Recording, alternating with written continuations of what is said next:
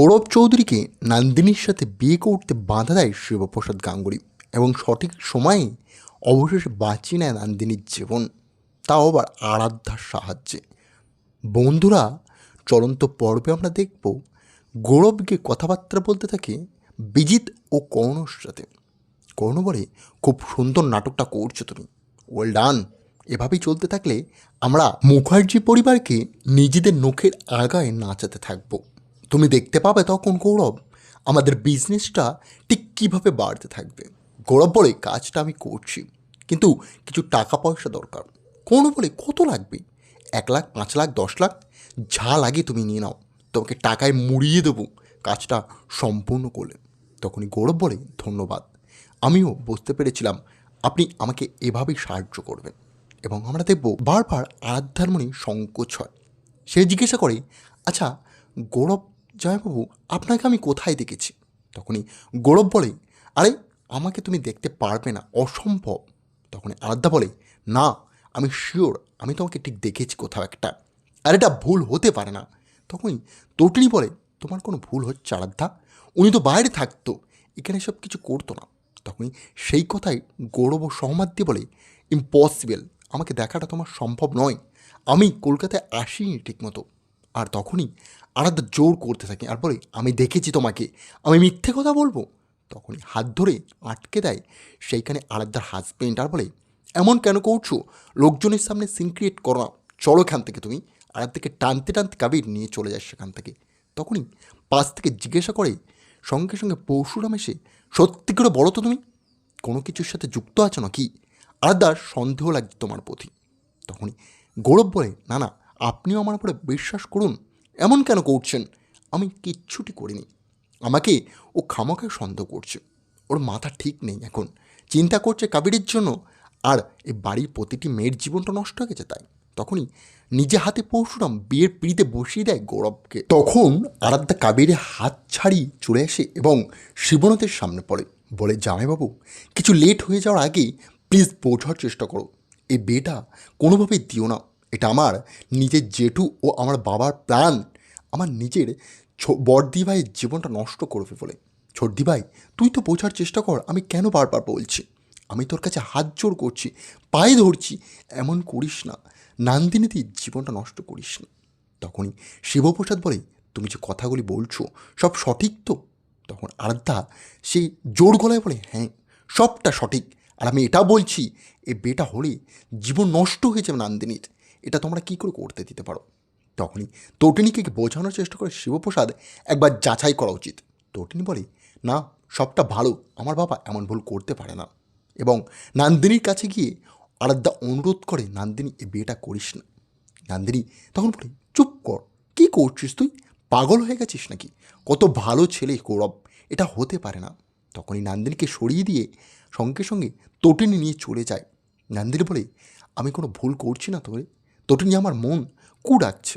তটিনী বলে, না কোনো ভুল করছিস না, তুই নিশ্চিন্তে চল, তোর কোনো ক্ষতি আমি হতে দেব না, আমি নিজে সবটা দেখেছি।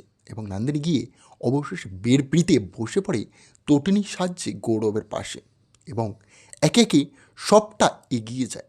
দুজনা বেশ খুশি হয়ে মন্ত্র জপ করতে থাকে। সেই খুশিতে আনন্দে তটিনী হাততালি দিয়ে বলে, বাহ, তোদের জীবন আমি এভাবে একসাথে দেখতে চেয়েছিলাম, আমি ভেবেছিলাম তুই দিদিভাই একদিন সব ফিরিয়ে পাবি। যখন তোর সাথে ওই খারাপ ঘটনাটি ঘটেছিল না, আমি ভেবেছিলাম তুই সবটা ঠিক করে নিতে পারবি, আর সেই দিনটা আমার চোখের সামনে এসছে।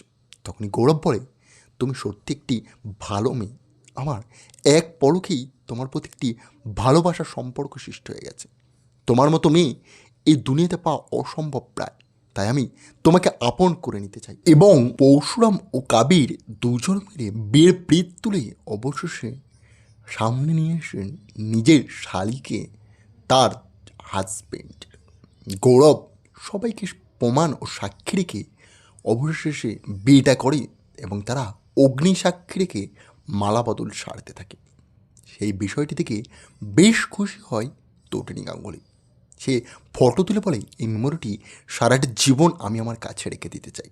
তখনই আরাধ্যা পাশ থেকে এসে বলে, জামাইবাবু তুমি তো একটিবার বিশ্বাস করো আমার কথা, আমি তোমার পায়ের ধুলি ছুঁয়ে বলছি, আমি মিথ্যে কথা বলছি না। আমি জানি ও একটি খারাপ লোক। ও 3-3টে মেয়ের সাথে খারাপ ঘটনা করেছে। এই দেখো, আমার ফোনে ভিডিও ও ফটো আছে। সমস্ত খবরে ছড়িয়ে গিয়েছিল। এই লোকটিকে আমি চিনি, খুব কাছ থেকে চিনি। তখনই ফোনের ফটো দেখালে বুঝতে পারে, আর সঙ্গে সঙ্গে গিয়ে বিয়েটি আটকে দেয় শিবপ্রসাদ গাঙ্গুলি। এবং সঠিক সময়ে নিজের শালীর জীবন ধ্বংস হওয়ার আগেই গৌরবের হাত থেকে বাঁচিয়ে নেয় শিবপ্রসাদ নন্দিনী মুখার্জিকে। নন্দিনী বলে, কী করছো কি তুমি জামাইবাবু? তখন একটা সপাটে চড় মেরে বলে, গৌরব একটি বাজে ছেলে। তখন আরাধ্যা পাশ থেকে এসে বলে, ঠিক করলে না। এটা যে যে জড়িত আছে এর পিছনে সবাই কাজটা প্রচণ্ড খারাপ কাজ করেছে। কারণ আমার বড়দি ভাইয়ের জীবন নিয়ে খেলা করেছেন আপনারা। এটা প্রচণ্ড একটি বাজে কাজ। কারণ আমি ভাবতে অবাক হচ্ছি, আমার বাবা জড়িত আছে, এটা মেনে নিতে পারছি না। তার নিজের ভাইয়ের মেয়ে, তারপরেই আমার জেঠু সত্যজিৎ মুখার্জিটা কী করে করলো? সত্যজিৎ মুখার্জি নিজে হাতে বিয়েটি দেওয়ার জন্য রাজি হয়েছে, সেই পুরো জিনিসটা নিজে সামলেছে, সেই কাজটা কী করে করতে পারলো? নিজের মেয়ের জীবন নিয়ে ছেলে খেলা। তখনই শিবপ্রসাদ গাঙ্গুলি গিয়ে সত্যজিৎ মুখার্জিকে ডাকে আর বলে, আপনি এতটা নীচ, আপনি এতটা বাজে কাজ কী করে করতে পারেন? আমার ভাবতেও ঘৃণা লাগছে। আপনি নন্দিনীর বাবা। ছি ছি ছি ছি। আজকালকার সমাজ নিচে নেমে গেছে, মানতে পারছি, কিন্তু আপনি একটা বাবা হয়ে এতটা নিচ কী করে করলেন এই কাজটা? এটা মেনে নিতে পারছি না। সমাজকে দোষ দেবো কী করে আমরা, যদি আপনার মতো একটি জ্ঞানী মানুষ এমন কাজ করে? তখনই সত্যজিৎ মুখার্জি একটু অবাক হয়ে বলে, কেন, কী হয়েছে? আর গৌরব বা কী করলো? ও তো ভালো ছেলে, ও যা করেছে ভালোই তো। আমি তো জানি ওর একটি বড় স্টুডিও আছে এবং সেখানে বড় বড় মুভি ও মডেলরা কাজ করে। এছাড়া তো আমি আর বিষয়ে কিছুই জানি না। তখনই পরশুরাম জিজ্ঞাসা করে, এই বিয়েটিতে আপনার ঘটকালি কী করেছিল? এই পুরো জিনিসটাকে দেখেছিল কি? তখনই সত্যজিৎ মুখার্জি এক চান্সে আঙুল তাক করে দেখায় কর্ণ চ্যাটার্জির দিকে আর বিজিতের দিকে। তখন বিজিতকে কলার ধরে বলে, তুই এর মাস্টার মাইন্ড, তুই সব জেনে শুনে সবগুলো করিয়েছিস। আয়ুষী পাশ থেকে বলে, জামাইবাবু ওর কলার থেকে হাতটা নামান। সবার প্রথম প্রমাণ করুন ও দোষী, ও এইসবের সাথে লিঙ্কড আছে। তারপর না হয় এসব আলোচনা করবেন, ওকে খারাপ প্রমাণ করবেন। ওকে আপনি বারবারই আঘাত করার চেষ্টা করেন, সেটা আমার অনেকদিন আগের থেকে বোঝা হয়ে গেছে। কিন্তু সুযোগ বুঝে আপনি এমন একটা বাজে দোষ ওর কাঁধে দিয়ে দেবে, সেটা মানতে পারছে না। আরাধ্যা বলে, চুপ কর তুই আয়ুষী।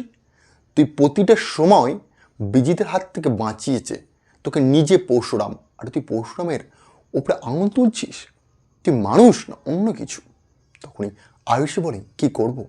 নিজের শাখা ও সিঁদুরের মর্যাদা রাখতে হবে। আমি যে একটি মেয়ে, আমি একটা কন্যা সন্তান, আমার বিবাহ হয়েছে, আমি কারো স্ত্রী। আর সেই স্ত্রী মর্যাদাটা যদি আমি বাঁচিয়ে না রাখতে পারলাম, তাহলে আমি কেমন স্ত্রী? তাই জামাইবাবু, আপনার কাছে আমি অনুরোধ করছি, হাতটা নিচে রাখুন। শিবপ্রসাদ তক্ষুনি বলে বসে, ওর ওপরে যে এফআইআরগুলো আছে না, সেইগুলো এক্ষুনি যদি আমি পাল্টে দেখি, ওকে এক্ষুনি এই বিয়ের মঞ্চ থেকে আমি তুলে নিয়ে যেতে পারবো। তখন বিজিত হাসতে হাসতে বলে, আরে ভুল করছেন, আপনি জানেন না আমার ঠিক কতটুকুনি পাওয়ার আছে। ঠিকই ধরেছেন, এই পুরো জিনিসটা না আমিই কন্ট্রোল করছি, কিন্তু এখানে আমার নাম কেউ খুঁজে বের করতে পারবে না। আমি যতক্ষণ নিজে থেকে বলছি আপনি শুনে নিন, এই পুরো জিনিসটা আমার হাত থেকে হ্যান্ডেল হচ্ছে, সব কিছু আমি করাচ্ছি। আর রইল বাদ গৌরব, তোমার বিজনেস পার্টনার, আর বিয়েটা রইল বাকি, সেটা হয়েই গিয়েছে।